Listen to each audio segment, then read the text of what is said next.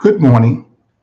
Our sermon is entitled Gratitude Influences Our Attitude. Gratitude influences or creates attitude. We're now in the book of Romans, and Paul feels obligated and indebted to preach the gospel to all people because Paul believed the power and the presence of God is in and for all people. I submit that we should share that same calling. Paul states, I am indebted both to the Greek and the non-Greek, both to the wise and the foolish. That is why I'm so eager to preach the gospel also to you who are in Rome. That's found in Romans chapter 1, verse 17. For Paul felt obligated, indebted to preach the gospel. Gratitude influenced his attitude. What does it mean to be obligated or indebted? Obligated or indebted means legally or morally bound, constrained, obligated to pay a bill, obligated to be faithful to your wife, owing money. Gratitude, I'm indebted to her for helping me through my life. Paul says he feels obligated, indebted to share the gospel with others. But people don't like to feel obligated or indebted. But to some degree, we are always obligated or indebted to someone or something. When you're born obligated. When you're born, you're not just coming to the earth out of a vacuum, out of nothing. Most of us are born in a hospital. So we're obligated to the people who created the hospital, who built the hospital, who financed the hospital, who staffed the hospital. We even obligated to the mother who carried us for the 9 months. Because now it's very convenient to get rid of a fetus. You can take a pill, and that fetus can be flushed down the toilet too. So we're obligated to the mother who decided to carry us for the 9 months. We're obligated to the physicians and the support, the nurse and the staff who worked with my mother as she was carrying me in the womb so we can have a healthy baby.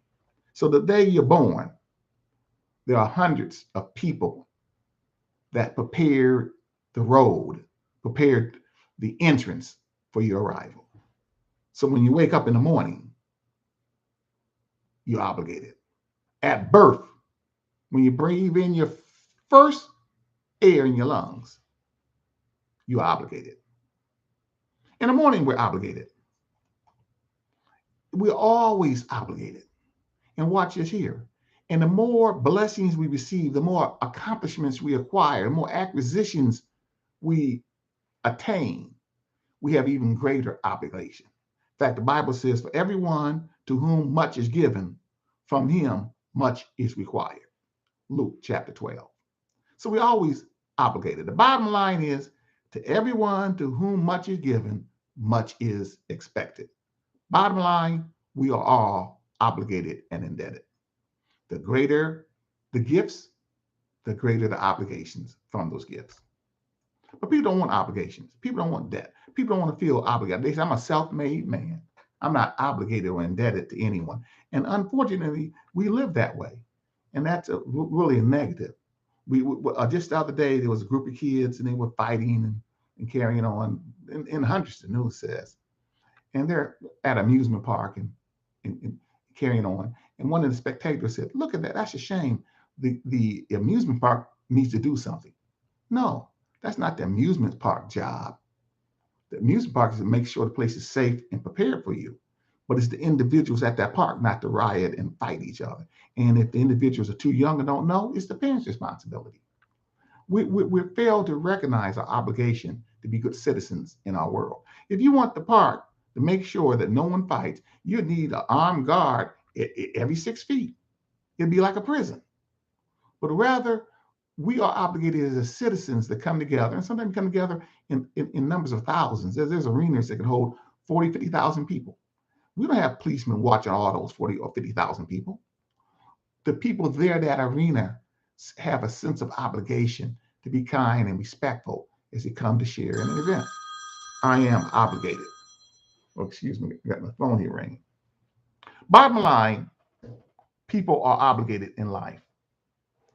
We want the blessings that cause obligations, but we don't want the obligation. We want the blessings of home, car, marriage, life, job, blessings living in America, but then we don't want the obligations. Well, people want a home. Many times they don't want to make the house payment. People want a car. Often they don't want to make the car payment. Sometimes in the hood, a person get a car and they say, "Man, that's a short car," and they say, "Oh man, it's just a short." What does short mean? I'm going to keep it a short while because I ain't going to make all those payments. They plan that. People see a marriage and they say, "Well, I want to be married," but really they don't want to be married because they want the obligations of a marriage. A lot of times, a man will say, "I want a good woman." I said, "Well, why don't you go date her or talk to her?" "Oh, I'm not going to talk to her." Why? Because that's Miss Jones here, and she's a good woman. If I try to date Miss Jones, I'm going to have to stop my horn. I won't be able to cuss her out. I won't be able to beat her up. I won't be able to run some other women on the side. I won't be able to take my money and make it rain at the nightclub and tell her to pay the bills. That's a good woman. She's gonna want me to come home, take the money home, and we keep it at home in the family, be at home, watch the children. So I like to have a good woman, but I don't want a good woman because that's too much responsibility. I don't want that. A lot of times, ladies say, "I want a good man." I said, "There's no good man. There's good men out there. Just go ahead and meet them and date them." "Oh no, I don't want that good man because that good man really, he don't want me to just be faithful to him.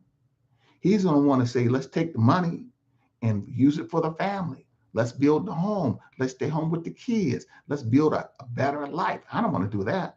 I want a man that I can pimp. I want to go out and date other men, hang out with other girls, and live that single life. I want to do what I want to do. But now that good man, he's not going to want that. He's going to want a regular home and a regular wife. He's going to want me to talk to him with respect as equal. Oh, no, I like to cuss my man out. And he's not going to establish that. So a lot of times we see blessings, but we don't want the obligation from those blessings. People live in America, and it's the craziest thing. They live in America and say, "I hate Mexicans. I hate blacks. I hate Jews." I said, "Man, you live in America. America is full of Mexicans, blacks, and Jews. If you don't want to live, you want to live in America, you want the blessings of America that was built by Mexican, blacks, and Jews, but then you don't want them around you. Well, go somewhere else with people. Well, there's people like you. I hate white people.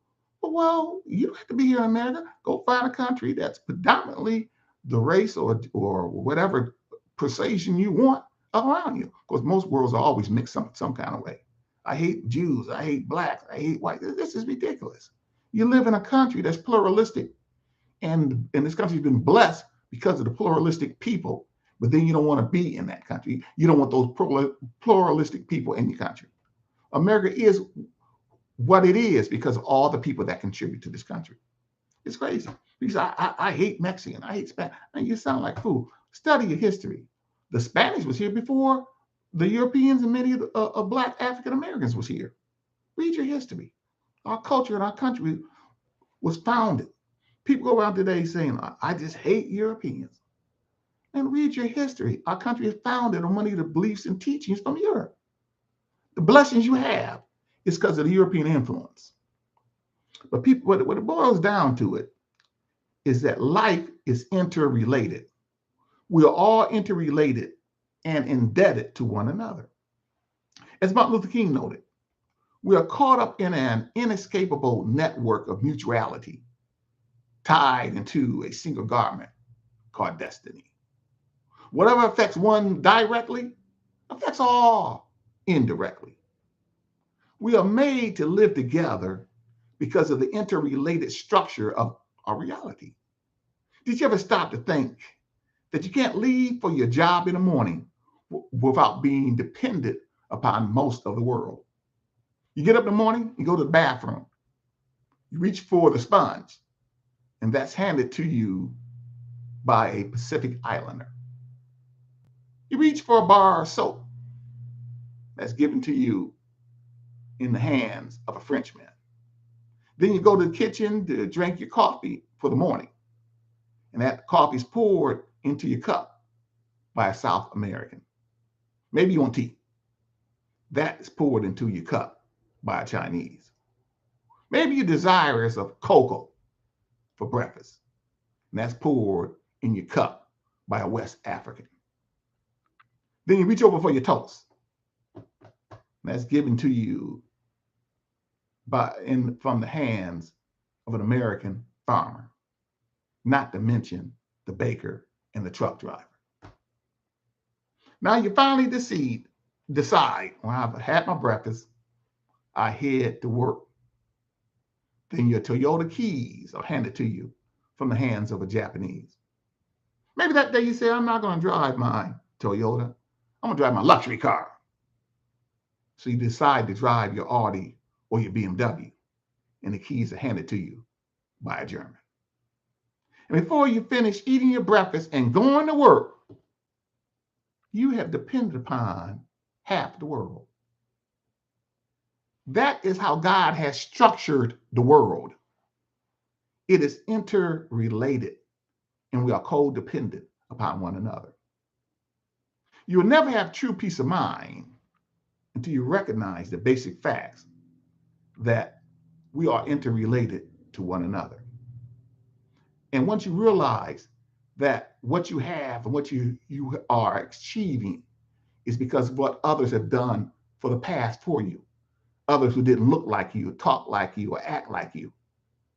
Once you realize that this fabric we call humanity is on this earth and has blessed us and has enabled us to be where we are today, then we can develop gratitude. And see, once you have gratitude, it will affect or empower or change your attitude. Point of reference. If you show no respect for others who are different from you, it's because either you're ignorant or you're ashamed. If you're ignorant, there's still no excuse, because the Bible says, watch this, the wrath of God is being revealed from heaven against all the godless and wickedness of people who suppress the truth by their wickedness. Since what has been known about God is plain to them, because God has made it plain to them. For since the creation of the world, God's invisible qualities, his eternal power and divine nature has been clearly seen, being understood for what has been made. So people are without excuse. What the Bible is saying here is, if you say you don't know that God is all the world and God is moving through all people, then you claim to be ignorant about that. He's saying you're a liar, because you can clearly see it, and you choose not to accept that God is in all people and working through all humanity. It's clear. The Bible says it's clearly seen and made plain to you, and you're without excuse. So some people don't want to accept others because they claim to be ignorant. But the Bible says you're not ignorant. You know good and well that Toyota came from Japan. So you go around saying you hate Japanese, you're just lying. You know Japanese have made your life better. Or some people claim to be prejudiced and evil because they're ashamed of what other people have done for them. But again, Paul says, I'm not ashamed, because it is the power of God that brings salvation to everyone. When you realize that we are interrelated with other people, don't be ashamed about that. Celebrate that. That's God working through all humanity. Don't be ashamed. Learn to recognize God in all humanity. And only until you can recognize God in all humanity will you be able to have peace and be able to love one another. When you see God moving through others, you learn to love and respect other people. And then you feel a indebtedness and an obligation to respect and love all people. Because when you see a Black person or a white person or European or Asian or African or homosexual or a poor person or a rich person or a male or female, it'll no longer be Black, white, European, Asian, African, homosexual, European, male, or female. It'll be a child of God. And you see God in that person, and you see God moving through that person. We're all interrelated. We're dependent upon one another, yet we still separate. God made the universe. He made these different races. He made these different sexes. He made these different dialects. He made these different people. God created the universe. And the Bible said not only did he create all of humanity, he looked at it and said, it's good. Genesis. So God made us. And God not only made us, he said it's good. Racist people are ignorant because they don't realize that they're being blessed by others. Or many times they may realize it, but they're too ashamed of it and they don't want to admit that they've been blessed by other races. Often, people who hate other people, the other people they hate are the ones who is blessed them the most. We tend to hate people who are closest to us. And the people who are closest to us are the very ones that bless our existence. We are all interrelated. You get sick and you go to the hospital. As you walk into the hospital and you go to the admission officer, the admission office, you see a person sitting on the table at the desk. Now, you're sick. You don't want to die. And the person at the desk is a non-binary, and they take you in. As a non-binary person takes you in, checks you in the hospital, and you got to be checked in before anyone services you. Your pulse is taken, weight recorded by a female. Then you're placed in a wheelchair. You're taken to your room by a black orderly. You're greeted by the hospital doctor, an Asian, possibly Indian. Your records are recorded and stored on a computer made by a Chinese. You're placed in a room, beautiful room, built by a Mexican. And you look around the room and you look at, oh, these walls are so clean. The drywall is so nice. And it was finished by a white nationalist. The doctor walks in and he says, okay, we got to search your records online to make sure we have the proper procedures and proper medications for you. And he goes online and he searches online your data that was prepared by a person in India. And you have the nerve, the audacity not to be grateful to all humanity. Not grateful, feel no obligation. Ungratefulness to other human beings comes from your ignorance or comes from your feeling ashamed. We are indebted to our brothers and sisters that we call humanity. If you feel not indebted to your brothers and sisters, it's either because you're either ignorant or you're ashamed. This country was built on the blacks of enslaved Africans. Our first skilled laborers were black. They built many great bridges and buildings. They built our monument, the White House, which is a symbol, the beacon of freedom and democracy, was built by skilled, labored slaves. Yes, we don't feel interrelated or appreciative of other people. And it's because either are being ashamed or ignorance. People say, I hate Jews. That's the most ignorant thing I ever heard, particularly for Americans.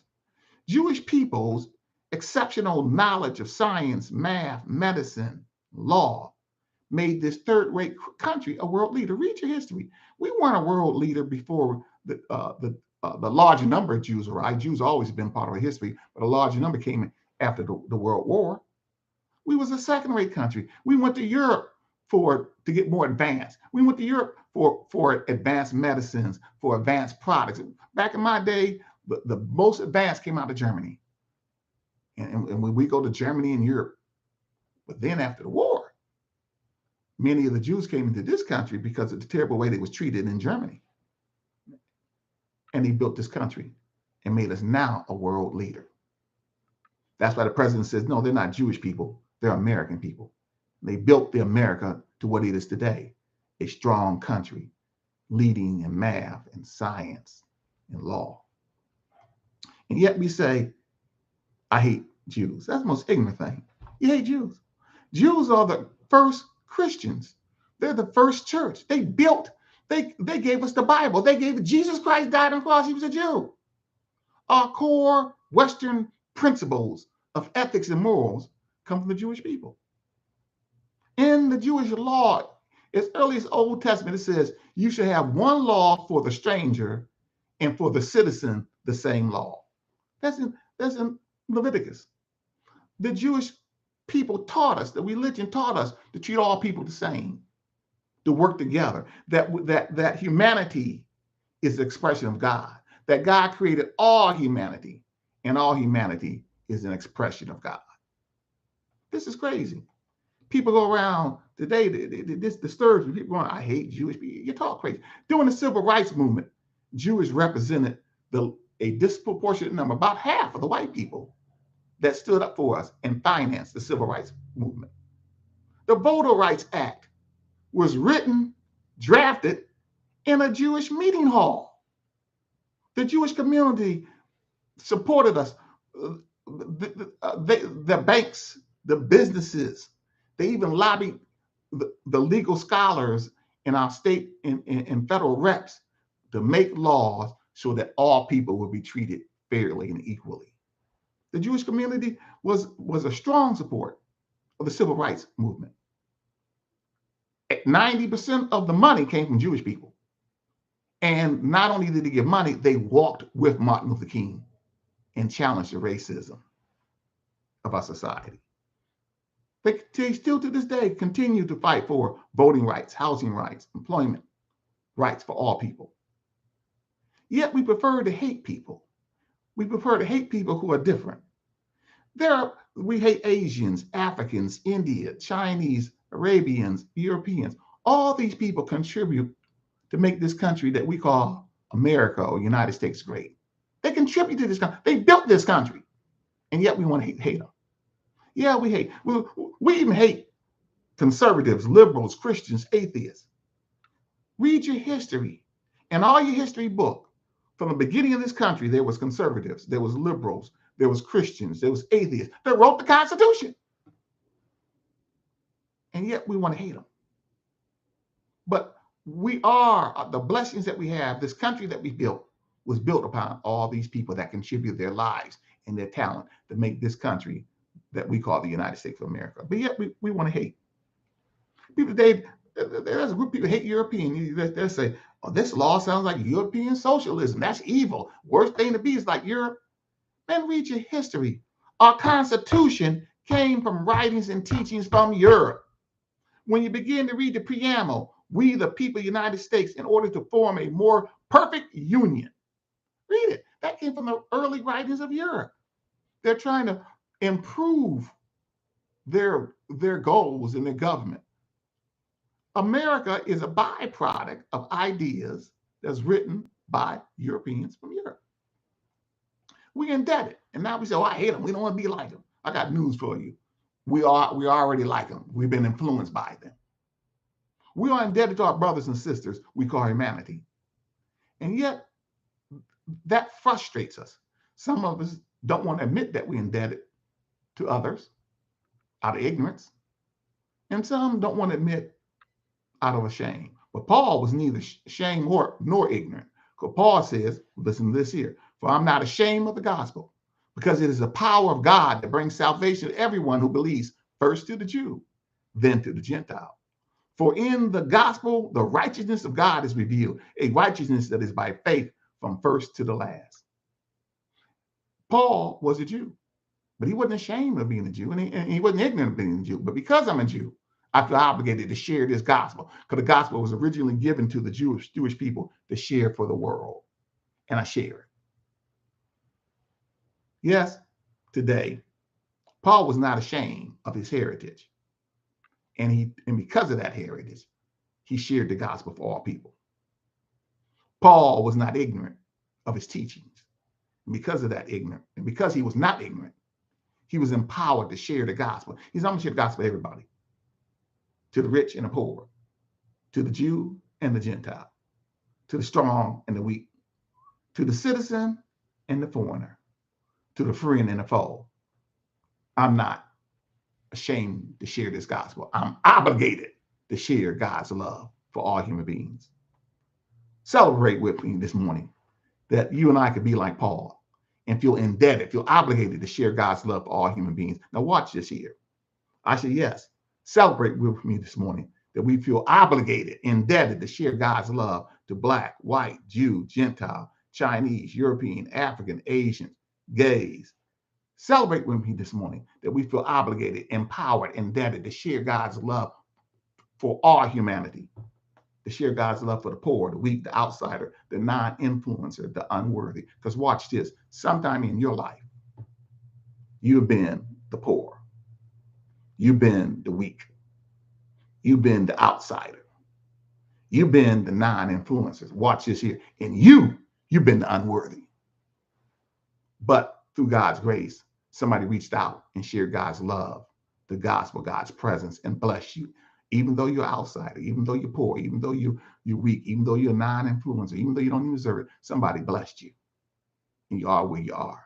Celebrate with me this morning. I remember a story, a true story.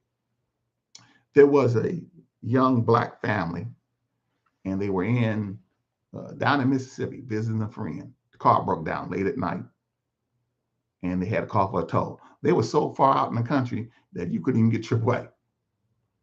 And so this tow truck finally arrived. And on the tow truck, there was a painting of the Confederate flag. He said, oh my God, we got this tow truck. I don't even know if he's affiliated with AAA, got this Confederate flag. And the tow truck connected the car and carried the car to a shop. And the shop said, oh, it costs several $1,000s to fix this car. Young Black lady and her family said, we don't got that kind of money. I don't know what we're going to do. The tow driver says, where do you live? Well, we live in Toledo, Ohio, about 800 miles from here. Tow truck driver said, you got enough money for gas to get there? Yes. He says, come on my truck. I'll take you home.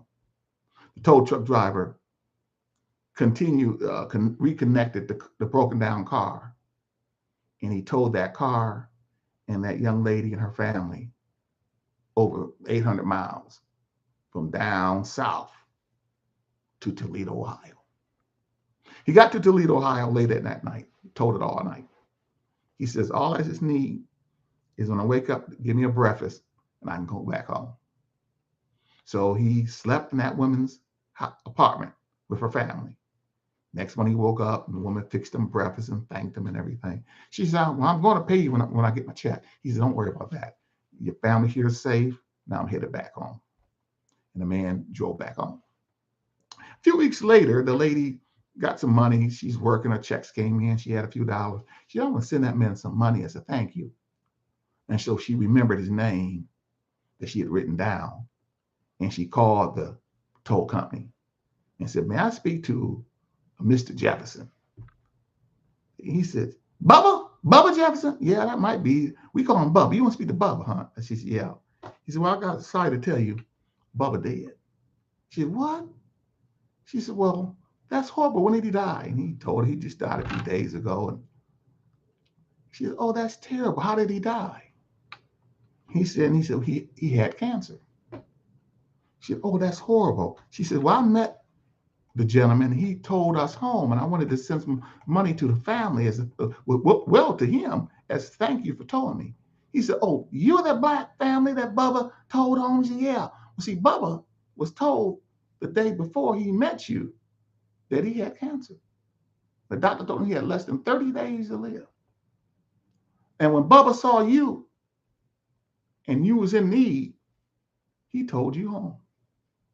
I'll tell the family that I finally spoke to you on the phone, and they'll feel good to hear that you said thank you.